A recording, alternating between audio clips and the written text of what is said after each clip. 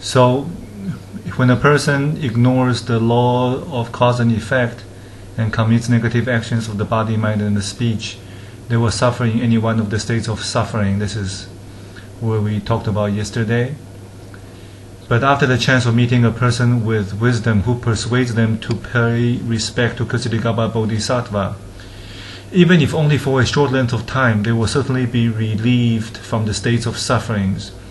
Anyone who relies on Ksitigarbha Bodhisattva, pays homage to him, or sincerely praises his meritorious acts, makes offerings of scented flowers and robes, jewels and various foods and beverages, will be reborn in the realms of celestial happiness for innumerable kalpas.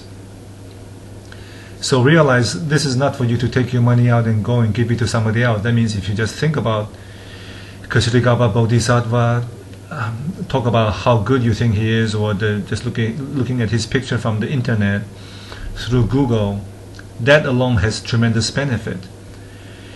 When the effect of these meritorious deeds comes to an end, they will be reborn as kings of countries for hundreds of kalpas. These rulers will remember the links of causation in their previous lives. So basically they would have memories of their past lives. Then Shakyamuni Buddha told Isvara Raja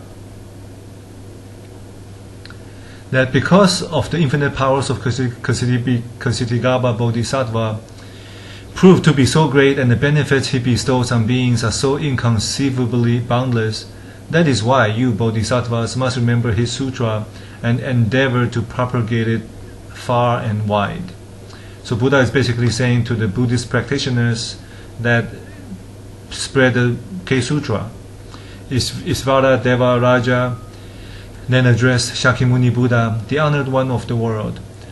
Be not apprehensive. We, millions and millions of Maha Bodhisattvas, Maha means big, Bodhisattva means people who have the mind to attain full enlightenment, to relieve suffering of other sentient beings. That's what the Bodhisattva is. Will surely carry out your instructions, and by the grace of your infinite powers, we shall propagate the Ksitigarbha Bodhisattva Sutra far and wide, and bring happiness and benefit to the beings of the samsara world.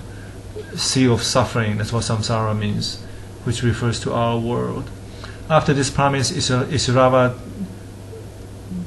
Deva Raja returned to his seat with hands clasped in adoration. The Maharaja Deva kings of the 4 quarters rose reverently from their seats and said to Shakyamuni Buddha, honor of the world, since Ksitigarbha Bodhisattva has made such great vows kalpas and kalpas ago, why are there still unconverted beings, and why was it necessary for Ksitigarbha to renew his vows? Shakyamuni Buddha told the 4 Deva kings, very well, your question is very good. For the welfare of the 4 Deva kings, Devas and beings of the heavens or the worlds, at this time and for the future, I shall tell you how Ksitigarbha Bodhisattva, with great compassion, relieved erring beings of the samsara world from the earth of birth and death, leading them to emancipation. The 4 Deva kings replied, we will listen more attentively to your words. So basically he said, well, listen carefully, I'll tell you the story, how this whole thing happened. Shakyamuni Buddha continued, although Ksitigarbha Bodhisattva has converted erring beings through the kalpa, he is still not satisfied.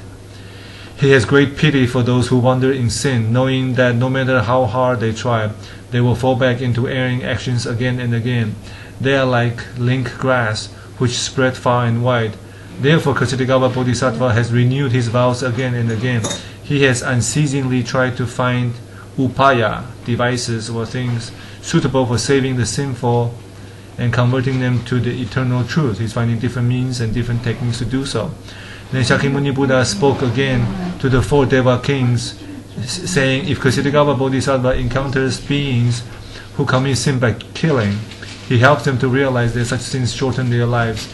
If he encounters thieves and robbers, he will lead them to understand that such evil actions will bring suffering and poverty to those who commit them. When he meets adulterers, he tells them that they will be reborn as pigeons, which are inseparable from one another. He tells those addicted to harsh language that they will be born into quarrelsome families. If scandal mongers, people who like to gossip and spread negative information about other people, are met, then he warns them of the danger of being born without tongues or with horrible boils in their mouths. He assured those with hot temper that they may risk being reborn with ugly faces and deformed bodies. Misers, people who are stingy, will not be successful in gaining their wishes. Greedy beings will suffer hunger and thirst and sickness of the throat. When he encounters hunters, he warns them that they are in danger of dying by violence. Those who are guilty of disrespect of their parents will die in warfare. Those who burn forests will die mentally unbalanced.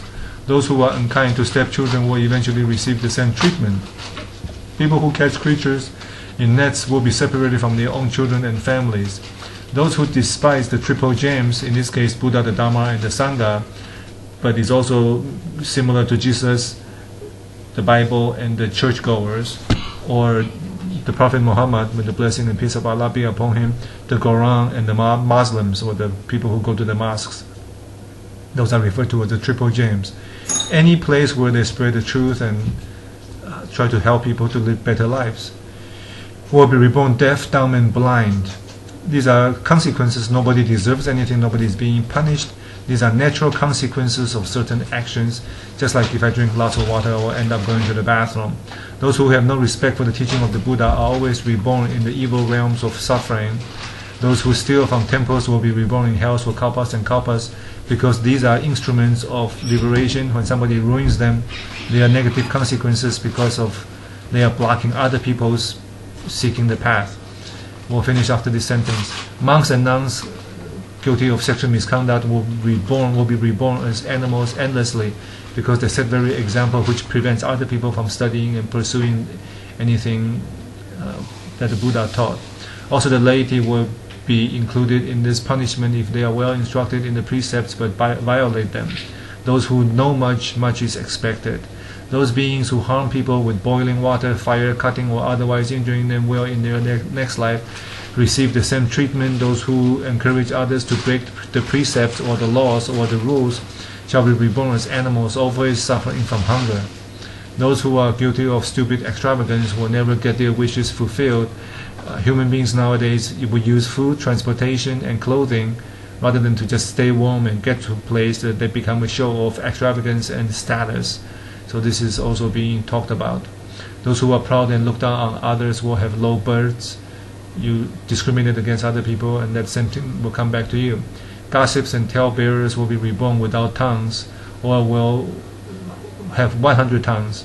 Those who cling to the wrong views will be reborn in uncivilized places, in the borders of countries, and enduring suffering. So we will stop right here, and